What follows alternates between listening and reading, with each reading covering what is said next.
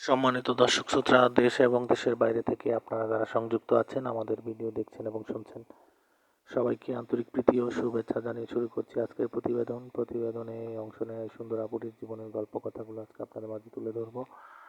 আপুটি দেখতে খুবই চমৎকার, ওনার গায়ের রং ফর্সা, উচ্চতা 5 ফুট 4 ইঞ্চি লম্বা, স্বাস্থ্য ভালো।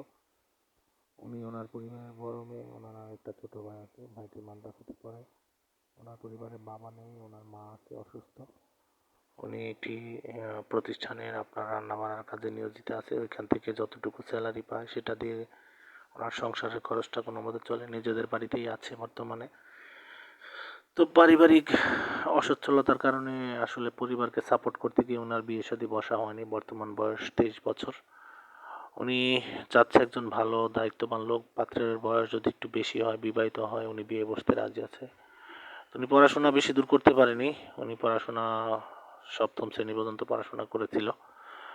তো ওনার বাবা মারা যাওয়ার পর থেকে উনি পরিবারের হাল ধরেছে। তো এখন এমত অবস্থায় ওনার সার্বিক পরিস্থিতি জেনে যদি কেউ ওনার সাথে যে সম্পর্কে জড়াতে চান, সেই ক্ষেত্রে স্ক্রিনে দেওয়া নাম্বার আছে, ওনার নাম, ঠিকানার ডিটেল সব কিছু ওনার মুখ থেকে এবং সার্বিক পরিস্থিতি জেনে নিতে পারেন, জেনে সম্পর্ক তৈরি করতে পারেন। আর উনি, ওনার কোনো চাহিদা নেই, শুধু একটা কথাই বলেছে, পাত্র কর্মী হতে হবে। আর উনি প্রথমবার প্রতিবেদনে এসেছে, কোনো সহযোগিতা চায় না। আপনারা যারা ওনার সার্বিক অবস্থা জেনে জীবনসঙ্গী করতে চান, ওনার সাথে কথা বলতে পারেন।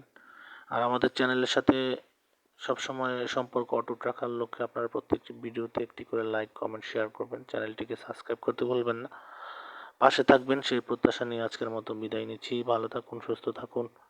স্বপ্নের ছোঁয়া চ্যানেলের সাথে থাকুন। আসসালামু আলাইকুম।